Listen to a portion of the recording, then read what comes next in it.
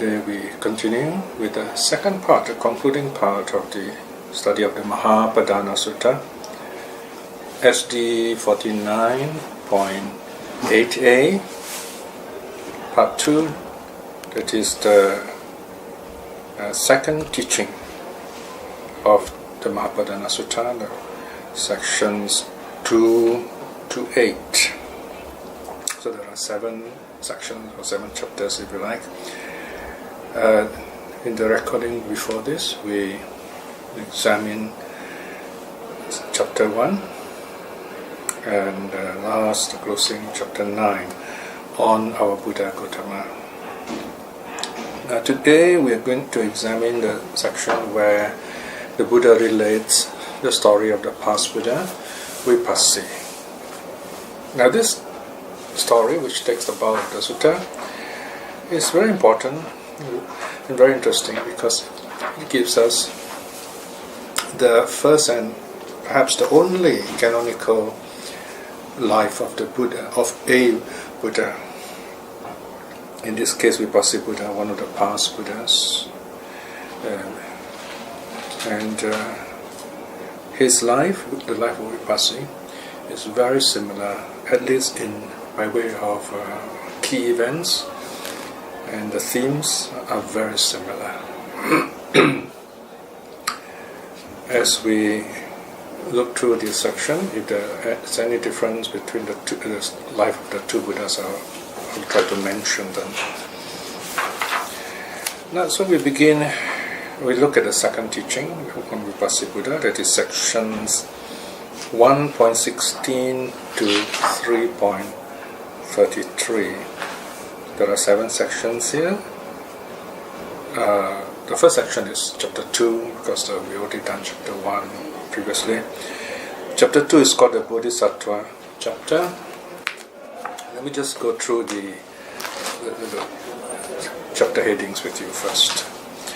The next chapter, chapter 3, these are the 2 destinies of the Bodhisattva. Then chapter 4, the quest chapter, in other words, the striving, the Bodhisattva looking for awakening. And then chapter 5 is the awakening chapter, when Vipassi becomes the Buddha.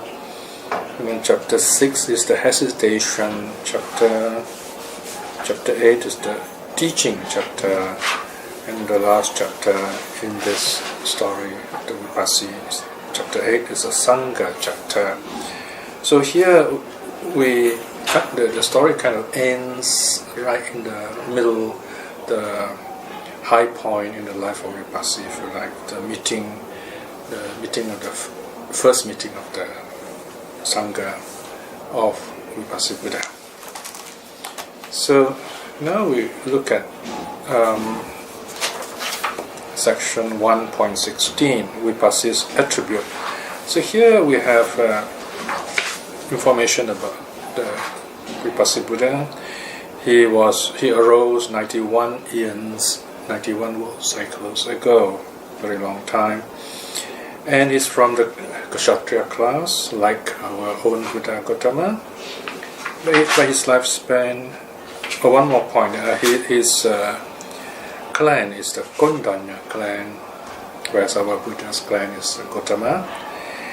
And his lifespan is very long. His lifespan is 80,000 years. And he awakened under the trumpet flower tree. So this is his Bodhi tree. And his 2 chief disciples are Kanda and Tissa. And Vipassi Buddha has 3 assemblies of disciples in those 3 communities. One is very big, 6,800,000. The second one is only 100,000, and the third one is 80,000 monks. Then his foremost monk attendant is a monk by the name of Asoka. And his Vipassi's parents, the father was a king called Banduma, and the mother is the queen Bandumati, and the royal capital is also called Bandumati. So this is a bit of about biographical background of Vipassi. Then in the next section, it's called the nature of the Bodhisattva, Bodhisatta Dhammata, how he spends time in Tusita heaven and then he falls from the heavens, reborn on earth. And when that happens, when he's conceived in the mother's womb, there's a boundless radiance. So we often have this kind of mention. There's a lot of light shining throughout the universe. And in the later stories, lots of miracles will happen when the blind can see and the lame can walk and so on.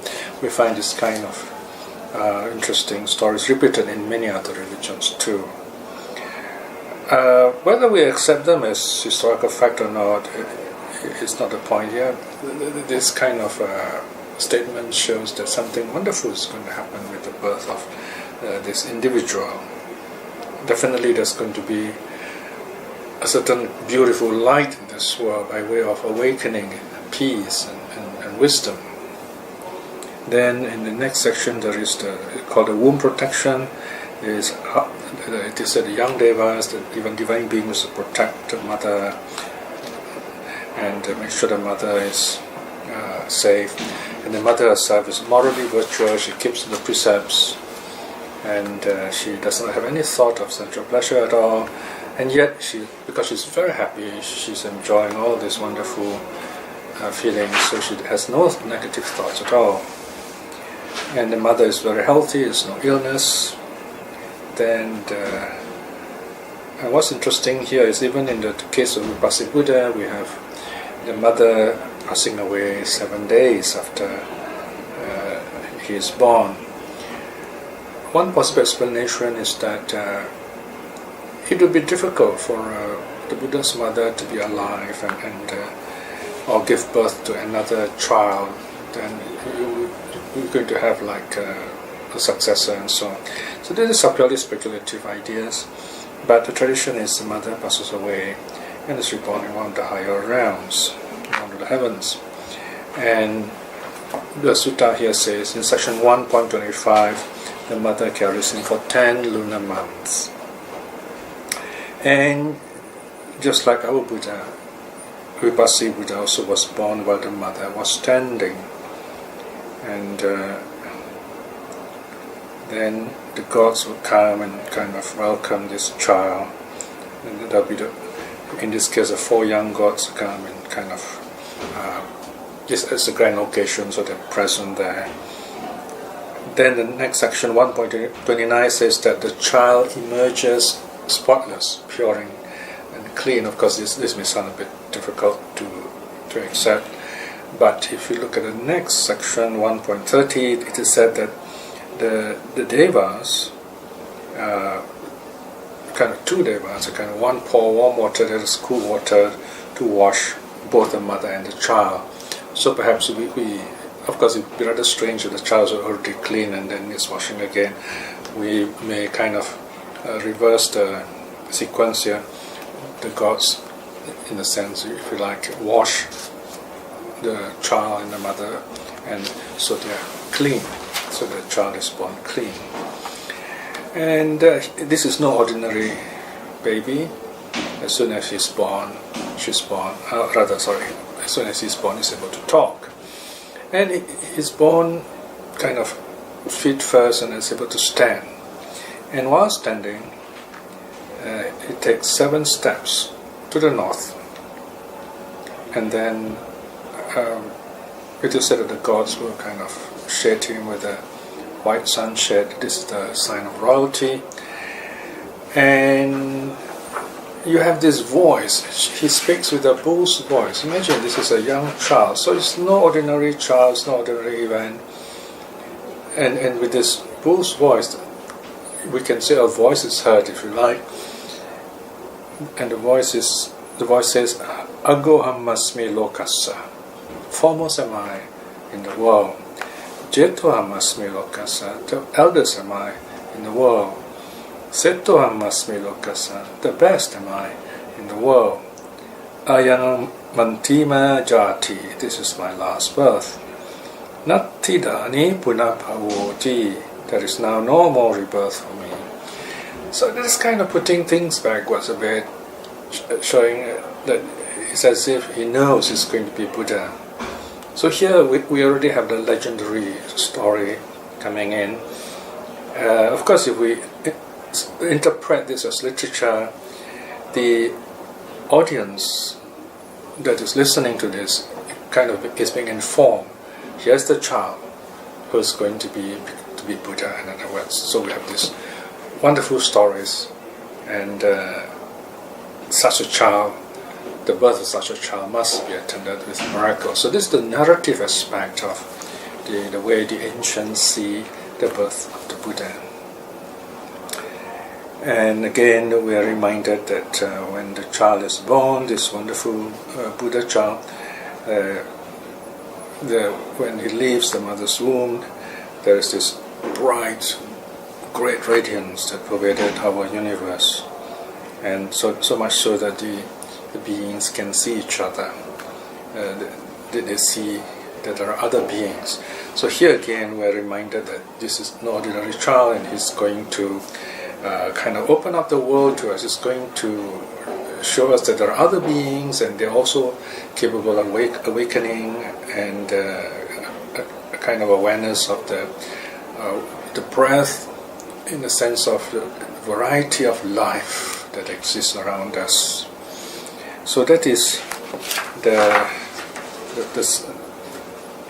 second chapter on the nature of the Bodhisattva. Then the third chapter is the destiny chapter. So this is when this child grows up, and a few days later, actually, not so fast, the father invites some Brahmin soothsayers to kind of read the signs of the body of the child, and see what kind of future he will have. So here we have legendary materials. The soothsayers, the Brahmin soothsayers, actually say they see 32 marks of the great man. So because of these 32 marks, there are only 2 destinies open to this child. If the child remains in the house, it remains at home, remains a layman, he will become a wheel turner, a world conqueror, like Alexander the Great, if you like. But if he leaves the world, becomes a holy man, then becomes a world teacher, the Buddha. So here we have this canonical account of the destiny of the Bodhisattva. And the sutta goes on to tell us that if he becomes a wheel turner, he will have the 7 jewels. Those are the marks of the wheel turner, the world conqueror: the wheel jewel, the elephant jewel, the horse jewel, the gem jewel, the woman jewel, the house lord jewel, and the commander jewel as the 7th. In other words, you have all these wonderful things showing his majesty. If he lives home, he will become the fully self-awakened Buddha. And then we have this list of 32 marks mentioned here, which I won't go into, which is listed also in detail in the Lakkhana Sutta. So here we are again reminded a very special child is born. And section 1.37, raising Prince Vipassi. So here we are told King Bantuma engaged nurses for Prince Vipassi. Some suckled him, some bathed him, some nursed him, some carried him about on their hip. So they take very good care of him, even as a baby. And at all times, whenever he moves around, there is a white sunshade over him, so that neither dust nor dew nor dirt fall on him, and he's not troubled by heat or cold. And as the king's only child, of course, he's well loved, and people are very happy to see him. And not only that, he has a beautiful, sweet voice. And the sutta in section 1.39 goes on to say that he also has a deva eye, or divine eyes. He's able to see far away. So in other words, he's charismatic. He is handsome, and he has got very good eyesight. and he's able to look with the unblinking eye. Now, this is a kind of sign of majesty, of royalty, kind of that you can look ahead with an unblinking eye. Of course, this is humanly quite difficult, but the idea here is a sense of courage and strength and majesty. Then section 1.42 says that King Banduma builds 3 palaces for him for the 3 seasons of India: the rains, the hot season, the cold season, and the hot season. So he can spend 4 months in each of the palaces, enjoying himself, never having to go down on the ground at all. And he's entertained by women musicians. So this is a kind of the account of his life of pleasure in the palace. In a sense, it is this kind of life that later will make him, in a sense, sufficient to have enough of sensual pleasures, and he begins to notice the 3 universal characteristics by way of the 4 sights which we are coming to. So all this pleasurable life, in a sense, prepares him for this shock that's to come. But this is like afterthought when we are looking at the story, and here I am telling you the story. We can see this. This is the privilege of the audience, privilege of the reader, where we are, so to speak, omniscient. We're able to know what has happened or what is happening in the life of the Buddha. So here this prince goes up, and he has a charioteer. Here the charioteer is not named. Of course, in our Buddha's case, the charioteer's name is Channa. So here he tells the charioteer to prepare the chariot. He wants to have a look at the city, and then he goes out.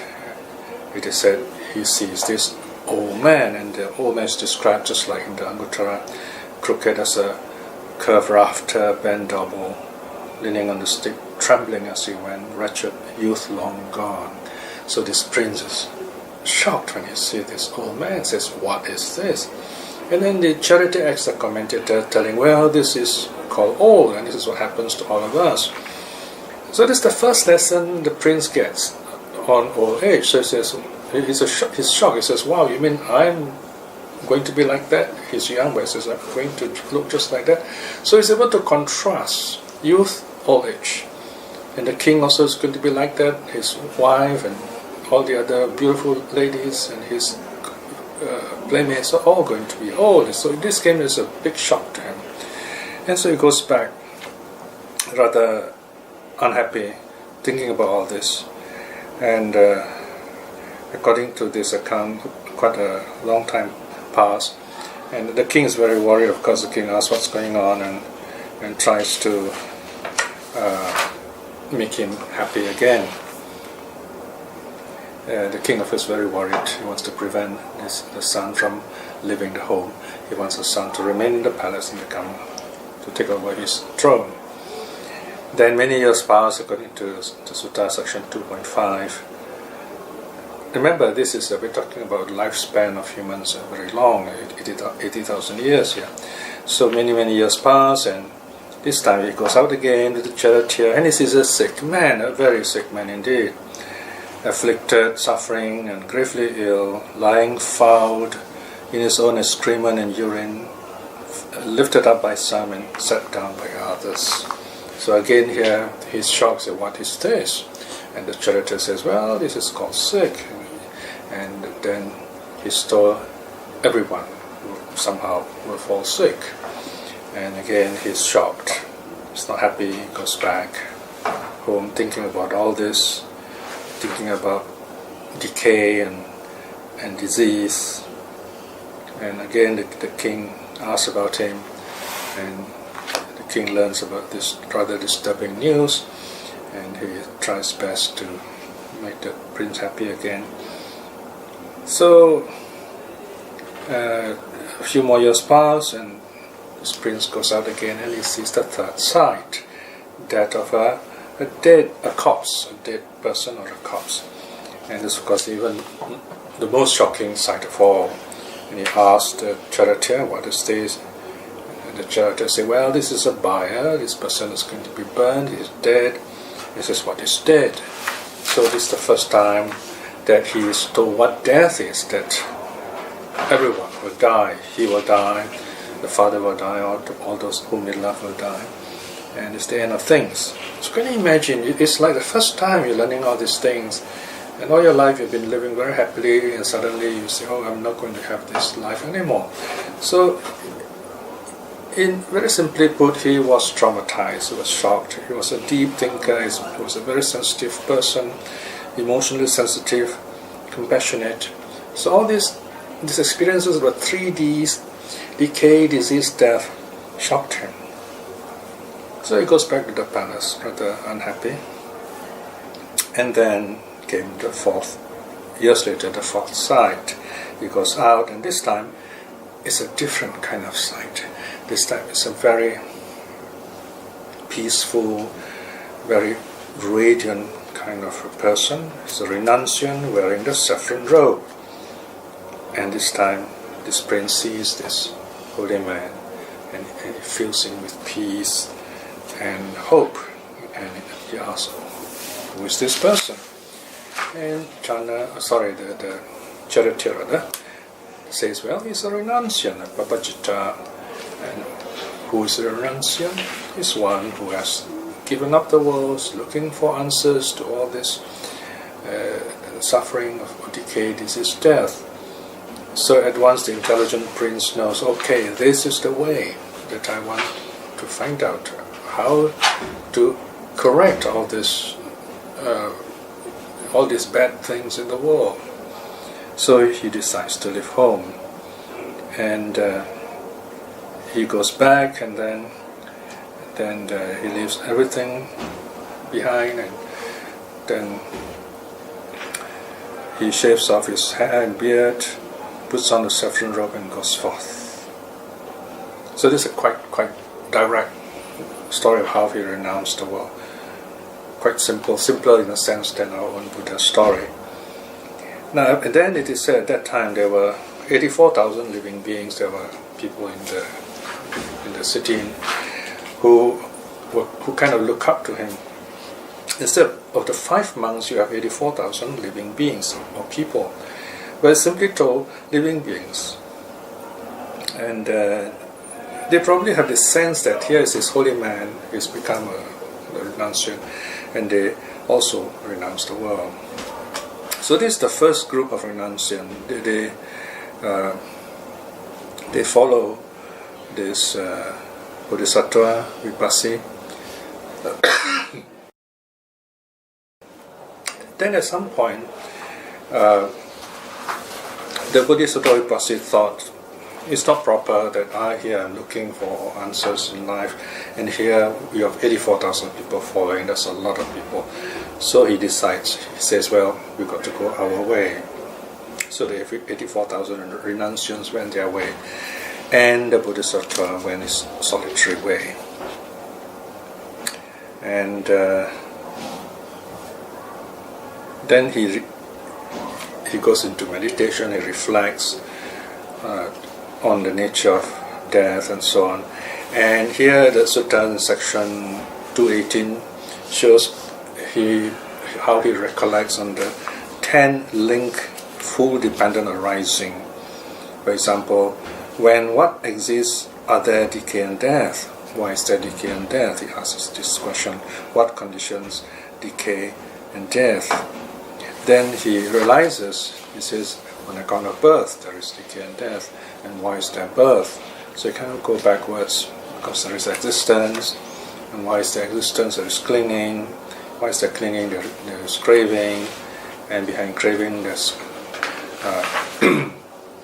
because there is feeling, and then because of feeling arises from contact arises from the 6 sense bases, the 6 sense bases arises from name and form name and form arises from consciousness. And here we have this loop, and consciousness arises from a name and form again, so you go back and forth here.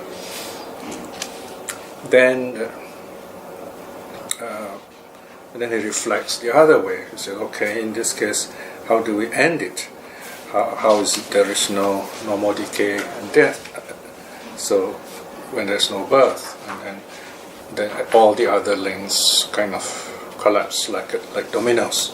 So with that, he kind of finds the answer. So here, in other words, we are told, reflecting on the 10 links of the dependent arising, he becomes awakened. So he becomes Buddha now. Then in the next section, chapter 6, that is sections 3.1, now he's the Buddha, he's become Vipassī Buddha, and he says, now to whom should I teach the Dharma? He decides, he thinks about it, and he reflects, he says, the Dharma that I've realized is deep, hard to see, hard to understand, peaceful, sublime, unattainable through discursive thought or logic, subtle to be experienced or to be felt by the wise. So he says, but this generation revels in attachment, delights in attachment, rejoices in attachment. So he says, how am I going to teach these people? They're not ready. And this specific conditionality, this dependent arising, they're very difficult to understand. Specific conditionality is the essence of the dependent arising. It is a cause and effect. A arising, B arises. A ends, B ends. That's the basic way that the dependent arising works. So he says, all this is very difficult for the world to understand. And so he kind of reflecting in that way. And then Mahabrahma comes down and invites this Vipassī Buddha to teach the Dhamma, saying that there are those who would understand him. So, despite the depth of the Dhamma, there are those who will understand. And then comes the famous lotus pond imagery. So Vipassī Buddha reflects, he surveys the world, and the Vipassī Buddha notices there are beings with little dust in their eyes. In other words, those who are ready, they're still able to see just a bit of dust. Other people have a lot of dust, so they have to close their eyes and rub their eyes. And in other words, the world is like a lotus pond of blue lotus or white lotus or red lotuses. And you have some of the lotuses are submerged underwater, and some are kind of well above the water, and then some are just floating on the water. Now, there's a problem with this imagery if you look at it carefully. Now, submerged, we can understand. Okay, there are lots of people who are caught up with the world, and so they will never be able to understand what the Buddha is telling them. And the Buddha, of course, will be able to teach those people who are like lotuses floating on the water, ready to rise up and open up in the sunlight. But there's also mentioned certain lotuses that already risen above the water and blooming beautifully in the sun. There can be only one person here. That's the Buddha himself. Okay? Because otherwise, we have to interpret this as referring to other awakened beings besides the Buddha, which is not the case. So here we have a bit of a problem here with the parable of the lotus pond. Then comes a very interesting passage where the Buddha decides to teach, and we have what's called the open door verse. He says, Aparuta te sang amata sadwara. Open to them are the doors of the death-free. So this is addressing Brahma. He says, well, I'm going to teach Dharma. Ye sotavanto pamunchantu saddham. For those with ears, let them declare or ascertain their faith. Okay, this is the difficult part now. Pamunchantu saddham. How do we translate these two words? So there's a big debate here. After thinking about this, I've ended up deciding to translate this as let them free their faith. Free, sort of, by having faith, they are able to free themselves from suffering. Wihing sa sanyi paguna na basing, perceiving trouble or unease, I did not speak. Dhammang panitang manujesu Brahme, the refined sublime Dhamma among humans, O Brahma. Right, so the Buddha is just saying about when I was reflecting on the depth of Dhamma and the difficulty of the people, so I kind of hesitated. So this is the story of how the Buddha was kind of, for a while, he was kind of thinking of the depth of the Dhamma. I wouldn't say he actually hesitated. It's more like he's going through this process of looking at this wonderful realization that has come to him. And of course it is deep and difficult. And then naturally as he looked on, he knows there are those who would understand him. And who are these people? He had once think of this, the royal prince Kanda and the Purohit son Tissa. So here, another son of the king, here probably his brother or somehow connected, Kanda and Tissa. So he calls them, they comes to him and he teaches them the what's called the progressive teaching first, the dana, on giving, sila, moral virtue, sakka on the heavens, and then kama dinawa, and the disadvantages of sensual pleasures, and then nekkhamma nisangsa, advantage of renunciation. They listen to this teaching, they're feeling very peaceful and happy, then they're ready. Then the Buddha talks about the nature of conditionality. All that is of the nature of arising is of the nature of ending. This famous verse is the essence of a reflection on impermanence. Whenever you see this verse, the experience of stream winning usually is recorded as following it. So here, Kanda and Tissa become stream winners, and then from there they take refuge in the Buddha, they practice, and then they awaken, they become arahats. So these are the first 3 arahats in the world. Not, of course, in our case, our Buddha there are 5, but we Vipassi Buddha only, with the Buddha, so there are only 3. The beings who Buddha is present in the world, so they come back, see the Buddha. So now you have 84,000 plus 3 arahats with them, listen to the Dhamma, and then practicing, and then becoming arahats themselves. Of course, at this point, in the case of these 84,000 beings, they took refuge. They took the 2 refuges because there's no Sangha yet. Then they became the Sangha themselves. So let me just correct this a bit. So they came, they listened, they became stream winners, then they took refuge.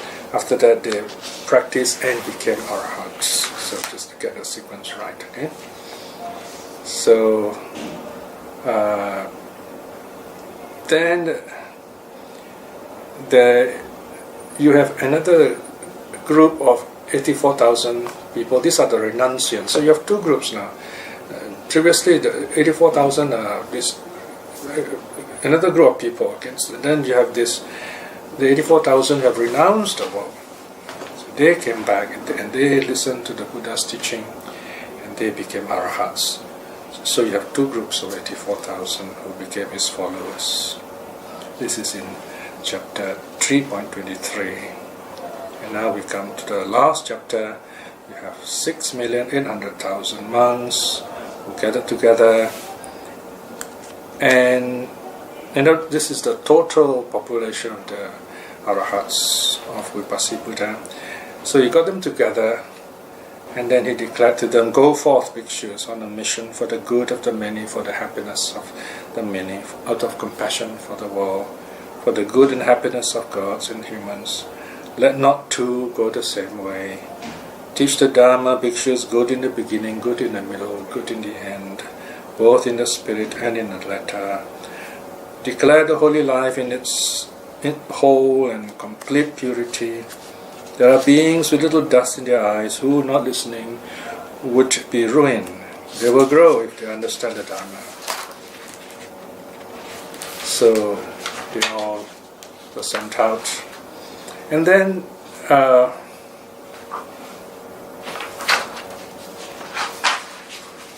they meet again every 6 years, it is said here, to recite the Patimokkha.